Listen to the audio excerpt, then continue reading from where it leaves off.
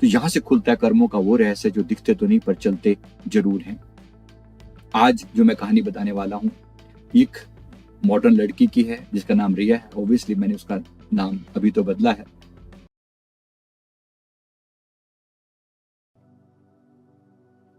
दोस्तों, कभी कभी लगता है ना कि हम तो किसी का बुरा नहीं करते, फिर भी दुख हमारा पीछा क्यों नहीं छोड़ते। अगर परमात्मा ने सब कुछ इतना ही सिस्टमैटिक बनाया है तो ये दुख खत्म क्यों नहीं होते जीवन में।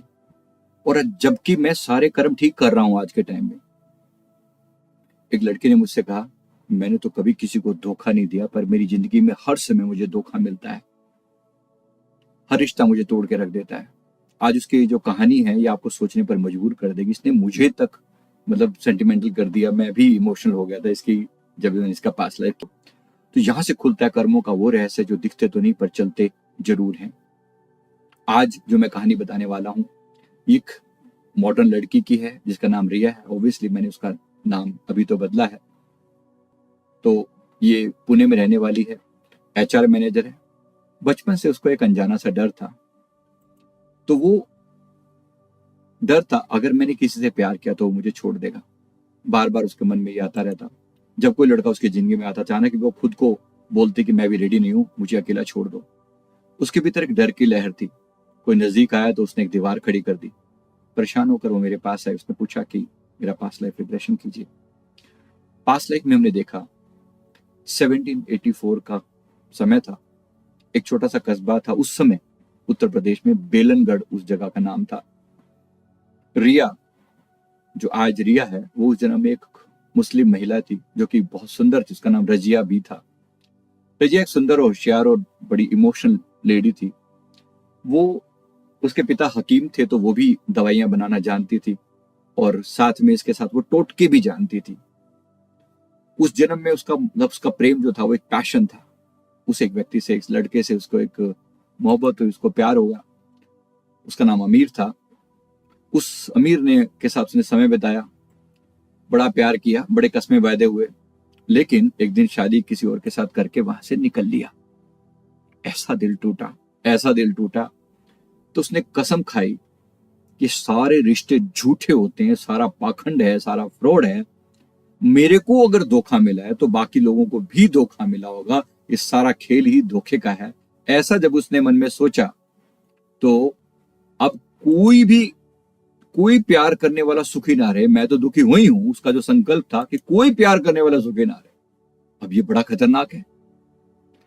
तो जो भी प्यार करे वो सुखी ना हो सबके प्रति। अब उसने क्या किया, अपनी जो पावर्स थी, उसके बाद जो थोड़े बहुत तंत्र मंत्र भी आते थे और उसके पास कुछ दवाएं भी थी, उस सारी विद्या का इस्तेमाल किया लोगों का प्यार तोड़ने में। किसी ना किसी रूप में लोगों के बीच में झगड़ा करवा देती। किसी ना किसी के तरह से वो लोगों के बीच में जो है वो ऐसी ताबीज दे दी जिसका आपस में झगड़ा हो गया। ऐसा कोई टोटका कर दिया जिसके कारण इन लोगों का प्यार टूट गया जहां पर भी लगता। क्योंकि जब भी कोई दो लोग एक दूसरे के प्रति प्रेमपूर्ण होंगे तो चिढ़ने वाले लोगों की कमी तो होती नहीं है, आप सभी जानते हैं। तो जिसने जिसने भी कभी बताया कि अब जो लोगों का प्यार है, कोई चिढ़ रहा है तीसरा, उसने इसको पैसे दिए और किसी तरीके से इनके बीच में मनमुटाव करवा दो और उनका प्यार तोड़वा दो। और दिस इज हाउ। जैसे जैसे वो होता गया वो उसके जीवन में, अब ये जो है, अब इसको इसी चीज में मजा आने लगा। और उसने एक नहीं, दो नहीं, तीन नहीं, चार नहीं, अनेक लोगों के रिश्ते तोड़वाए, प्यार तोड़वाया, भाव जहां भी किसी का जुड़ा हुआ था वो चेंज करवाया। और फिर अब बहुत से प्रेमी बिछड़े। वो सोचते कि अब कोई मुझे दर्द नहीं देगा, सब मेरे ही जैसे हैं। अब कोई सुखी नहीं है। मैं तो दुखी थी, अब मेरे जैसे बाकी भी बहुत सारे लोग दुखी हैं।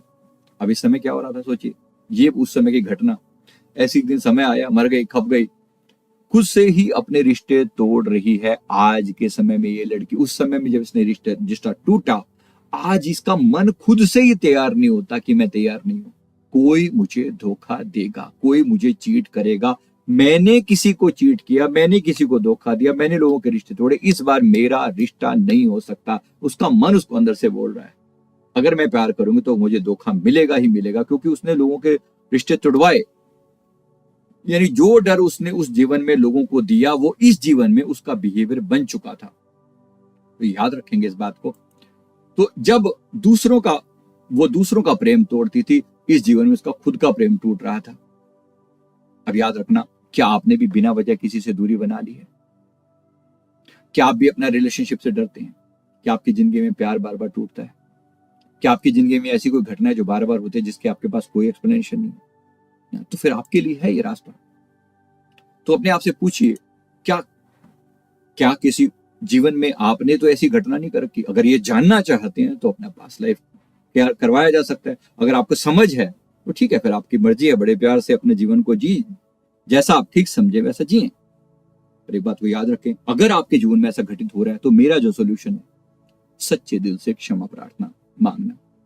जरूर मांगे, जरूर मांगे। अपने इष्ट गुरु भगवान के सामने प्रार्थना करें कि हे प्रेम, हे मेरे गुरुदेव, हे परम पिता परमेश्वर, मुझ पर कृपा करें और मुझे जो मैंने ये गलतियां की हैं, मेरी हर गलती के लिए मुझे क्षमा दान दें गुरुदेव।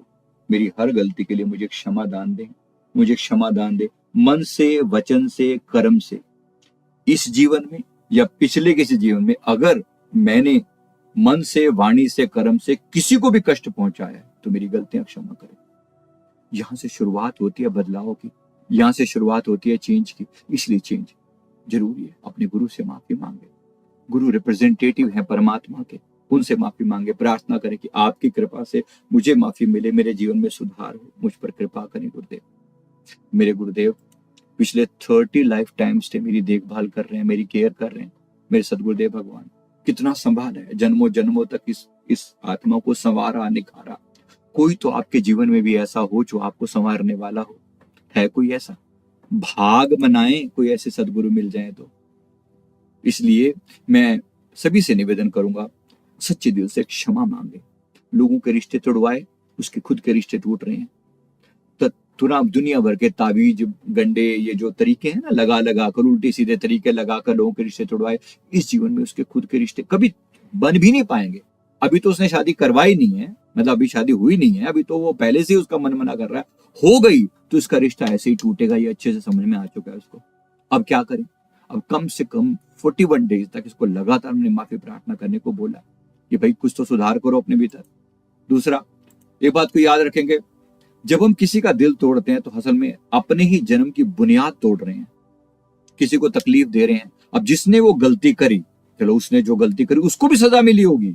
पिछले जीवन में वो जो आमिर नाम का लड़का था उसको भी सजा मिली होगी, लेकिन इसने उसके बदले में खुद को कितनी तकलीफ दी। अब ये कितनी गलत बात है ना, सोचिए। मतलब आप किसी को ये तो नहीं कह सकते कि भाई मेरे साथ बुरा हुआ, अब मैं सबके साथ बुरा ही करूंगी, मैं किसी का भी प्यार नहीं बनने दूंगी। Don't say that. बल्कि इसका उल्टा होना चाहिए। अगर मेरे जीवन में कुछ कमी है तो मैंने कोई ना कोई गलती ऐसी की होगी, मुझे पहले उसका सुधार करना चाहिए। एक्चुअली इसका होना क्या चाहिए था, ये लोगों के रिश्ते बनवाए।